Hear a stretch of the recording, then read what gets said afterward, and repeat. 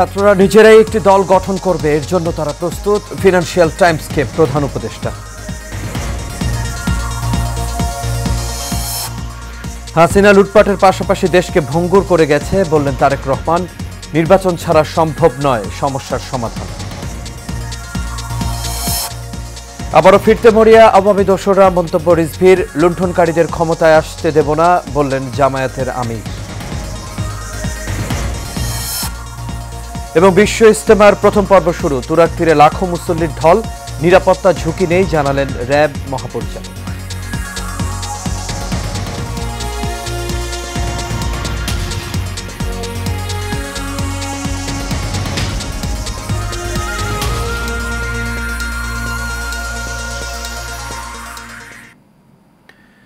সবাইকে স্বাগত এশিয়া নিউজে। দর্শক, পুরো সংবাদ জুড়ে আপনাদের সঙ্গে আছি আমি আনোয়ার রাজ। শুনছিলেন বিআরবি কেবল ইন্ডাস্ট্রিজ লিমিটেড সংবাদ শিরোনাম। এবার চলে যাচ্ছি পুরো খবরে। ছাত্ররা নিজেরা একটি দল গঠন করবে, এর জন্য তারা প্রস্তুত এবং প্রচারণা চালাচ্ছে। ব্রিটিশ সংবাদ মাধ্যম ফিনান্সিয়াল টাইমসকে দেয়া এক সাক্ষাৎকারে এই কথা জানিয়েছেন প্রধান উপদেষ্টা ডক্টর ইউনূস। সুইজারল্যান্ডের দাভোসে বিশ্ব অর্থনৈতিক ফোরামের সম্মেলনের ফাঁকে ফিনান্সিয়াল টাইমসের প্রধান বৈদেশিক বিষয়ক ভাষ্যকর গিডেন চ্যামেনের উপস্থাপনায় একটি পডকাস্টে কথা বলেন প্রধান উপদেষ্টা।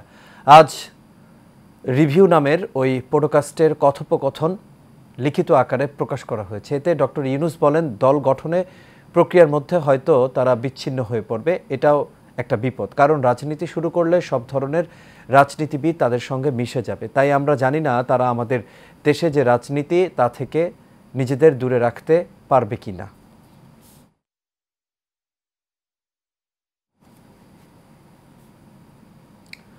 ফ্যাসিস্ট হাসিনা লুটপাটের সাথে দেশকে ভেঙে চুরে শেষ করে রেখে গেছে বলে মন্তব্য করেছেন বিএনপির ভারপ্রাপ্ত চেয়ারম্যান তারেক রহমান। আজ চুয়াডাঙ্গায় রাষ্ট্র কাঠামো মেরামতের 31 দফা বাস্তবায়নের লক্ষ্যে বিএনপির কেন্দ্রীয় প্রশিক্ষণ বিষয়ক কমিটির উদ্যোগে আয়োজিত কর্মশালায় ভার্চুয়ালি যুক্ত হয়ে তিনি এই কথা বলেন। দেশে নির্বাচনী ব্যবস্থা তৈরি না হলে কোনো সমস্যার সমাধান হবে না উল্লেখ করে বিএনপির ভারপ্রাপ্ত চেয়ারম্যান বলেন, নির্বাচন নিয়ে কোনো কম্প্রোমাইজ হবে না। তারেক রহমান বলেন, বিএনপি সবসময় একটি নিরপেক্ষ সুষ্ঠু নির্বাচন প্রত্যাশা করে।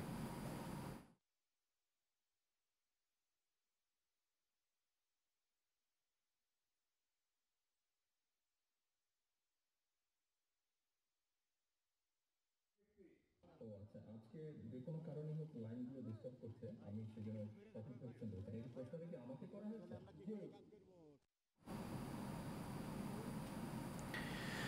দেশকে নরকে পরিণত করেছিল শেখ হাসিনা বলে মন্তব্য করেছেন বিএনপির সিনিয়র যুগ্ম মহাসচিব রুহুল কবির রিজভী। তিনি বলেন, যারা শিশু কিশোরদের হত্যা করে তাদের আন্দোলনে কেউ সাড়া দেবে না। জনগণ প্রত্যাশা করছে আওয়ামী খুনিদের বিচার। আনসারুল ইসলামের ক্যামেরায় কাউসার আহমেদের রিপোর্টে দেখুন বিস্তারিত। অসহায় মানুষের পাশে দাঁড়িয়ে বিভিন্নভাবে তাদেরকে সহায়তায় কাজ করে যাচ্ছে আমরা বিএনপি পরিবার নামক সংগঠনটি। এই ধারাবাহিকতায় দলের কেন্দ্রীয় কার্যালয়ে এক প্রতিবন্ধীকে 1 লাখ টাকা দেওয়া হয় রিক্সা কেনার জন্য।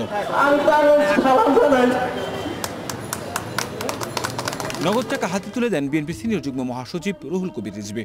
এর আগে বক্তব্যে তিনি বলেন, জুলাই আগস্টের গণ অভ্যুত্থানে যুবলীগ ছাত্রলীগের চেয়েও নিকৃষ্ট ভূমিকা পালন করেছে আইনশৃঙ্খলা বাহিনীর কিছু সদস্য। প্রধানমন্ত্রীত্বের জোরে আপনি এই কাজগুলো করিয়ে নিয়েছেন। আপনি আবার হরতালের ডাক দেবেন আর মানুষ তাতে লাভ দিয়ে পড়বে। আরে মানুষ তো প্রত্যাশা করছে যে কবে যারা শিশু কিশোরদের হত্যা করতে পারে। আইনশৃঙ্খলা পরিস্থিতির অবনতির বর্তমান প্রেক্ষাপট নিয়ে প্রশ্ন তুলে বিএনপির এই নেতা বলেন, এখনও কেন খুনিদের গ্রেফতার করা হচ্ছে না। ঢাকা শহরের বিভিন্ন জায়গায় শীর্ষ সন্ত্রাসীরা তাণ্ডব চালাচ্ছে, কই তাদের বিরুদ্ধে তো কোনো পদক্ষেপ দেখলাম না। অথচ এই পার্টি অফিস থেকে একটি মিছিল বের হওয়ার সাথে সাথে চারিদিক থেকে একেবারে মৌমাছির মতো তারা আক্রমণ করত সেই মিছিলের উপর। জুলাই আগস্ট গণ অভ্যুত্থানে শহীদদের খুনিরা কাদের সহযোগিতায় এখনো পালিয়ে রয়েছে তাদের চিহ্নিত করা হচ্ছে বলে জানান রুহুল কবির রিজভী। তার বিচার যদি এদেশের মানুষ দেখতে পায় তাহলে বুঝবে যে অন্তর্বর্তীকালীন সরকার যে সঠিক পথে এবং সাহসের সাথে তারা কাজ করছে। কাউসার আহমেদ, এশিয়ান টেলিভিশন, ঢাকা। জামায়াতে ইসলামের আমির ডাক্তার শফিকুর রহমান বলেছেন, লুটপাটকারীদের ক্ষমতায় আসতে দেয়া হবে না। বিকেলে জয়পুরহাট সার্কিট হাউস ময়দানে জেলা জামায়াত আয়োজিত কর্মী সম্মেলনে তিনি এই কথা জানান। তিনি আরও জানান, বিগত জুলাই মাসের 1 তারিখ থেকে আগস্ট মাসের 5 তারিখ পর্যন্ত বাংলাদেশকে আওয়ামী লীগ নরকে পরিণত করেছিল। ক্ষমতার শেষ দিন পর্যন্ত তারা মানুষ খুন করেছেন। প্রত্যেকটি গণহত্যার বিচার দাবি করে জামায়াতের আমির বলেন, সরকারকে অগ্রাধিকারের ভিত্তিতে গণহত্যাকারীদের বিচার করতে হবে।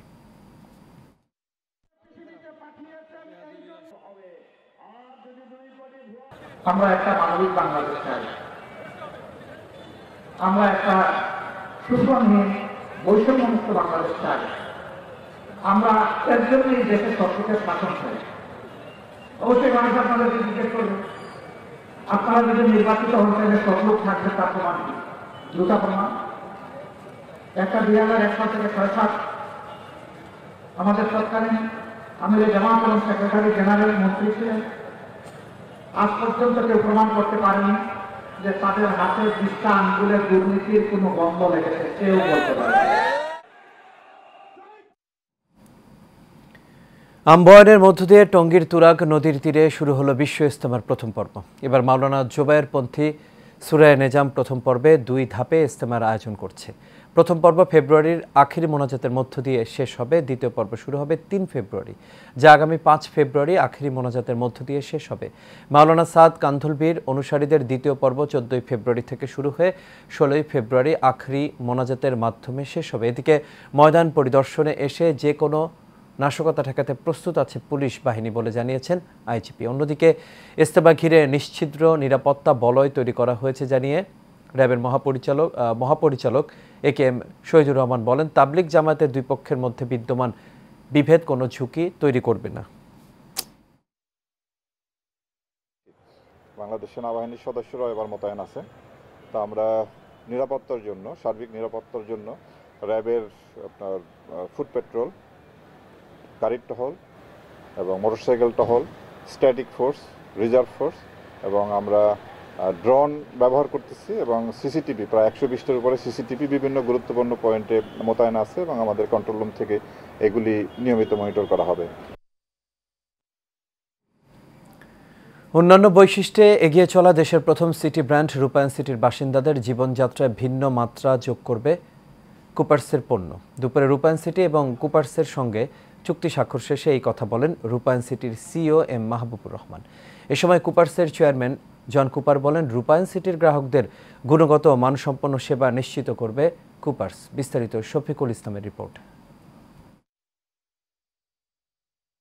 আধুনিক নগরায়নের অনন্য উদাহরণ দেশের প্রথম প্রিমিয়াম মেগাগেটেড কমিউনিটি রূপায়ণ সিটি উত্তরা।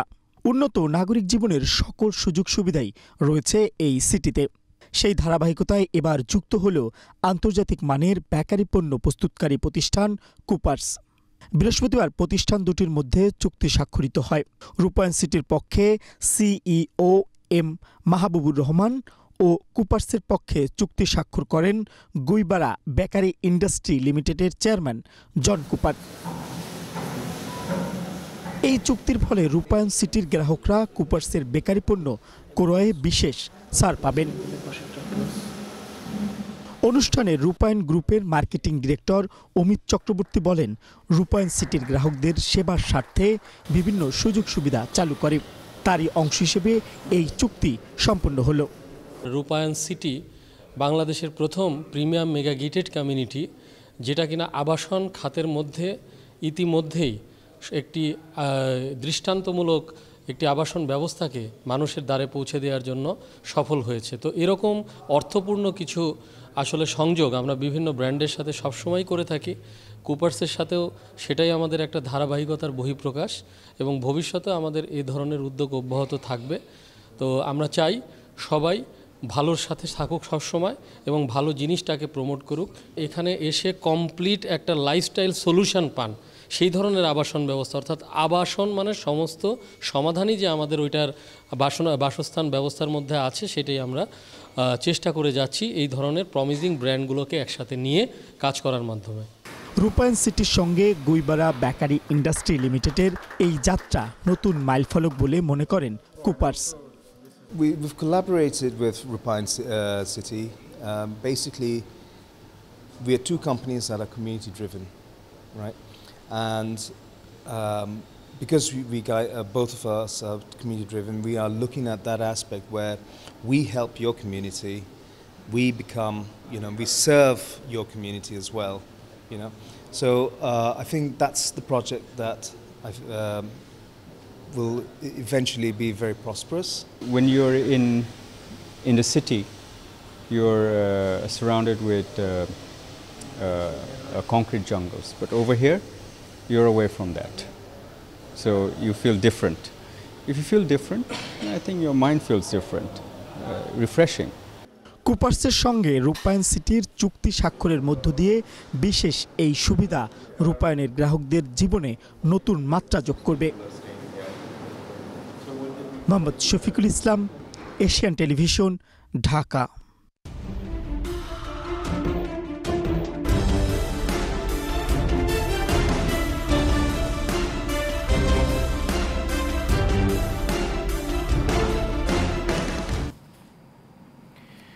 জামালপুরে ট্রাকের সঙ্গে সিএনজি চালিত অটোরিকশার সংঘর্ষে ৫ জন নিহত হয়েছেন। সন্ধ্যা ৭টার দিকে দ্বীপপাইতে এই দুর্ঘটনা ঘটে। পুলিশ জানায় সিএনজি চালিত অটোরিকশাটি আসছিল টাঙ্গাইল থেকে আর ট্রাকটি যাচ্ছিল জামালপুর থেকে। পথে দ্বীপপাইতে মুখোমুখি সংঘর্ষ হয়। এতে ঘটনাস্থলেই ৪ জন নিহত হন। একজনকে উদ্ধার করে হাসপাতালে নেয়ার পথে তারও মৃত্যু হয়। নিহতরা হলেন সিএনজি চালক আব্দুর রাজ্জাক, যাত্রী এনাম ফকির, আরিফুল ইসলাম, আব্দুল করিম আলাল ও আলম মিয়া।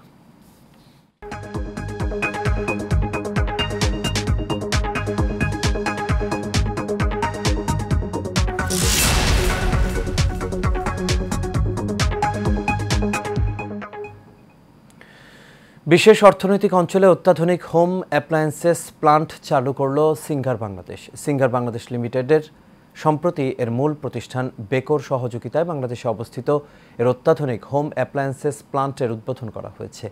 এতে প্রধান অতিথি ছিলেন বাংলাদেশ অর্থনৈতিক অঞ্চল কর্তৃপক্ষের বেজার নির্বাহী চেয়ারম্যান চৌধুরী আশিক মাহমুদ বিন হারুন।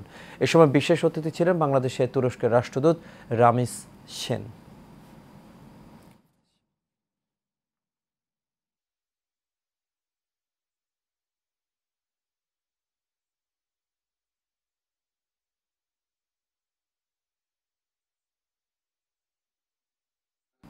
আর এর সাথে শেষ করবো এশিয়ান প্রাইম নিউজ। তবে যাবার আগে বিআরবি কেবল ইন্ডাস্ট্রিজ লিমিটেড সংবাদ শিরোনামগুলো দেখে নেব দর্শক আরও একবার।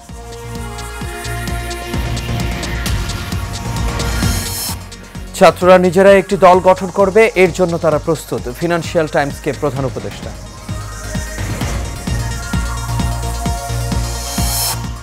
হাসিনা লুটপাটের পাশাপাশি দেশকে ভঙ্গুর করে গেছে বললেন তারেক রহমান। নির্বাচন ছাড়া সম্ভব নয় সমস্যার সমাধান। আবারও ফিরতে মরিয়া আওয়ামী দোসররা, মন্তব্য রিজভির। লুণ্ঠনকারীদের ক্ষমতায় আসতে দেবে না বললেন জামায়াতের আমির। এবং বিশ্ব ইজতেমার প্রথম পর্ব শুরু, তুরাগ তীরে লাখো মুসল্লির ঢল, নিরাপত্তা ঝুঁকি নেই জানালেন র্যাব মহাপরিচালক।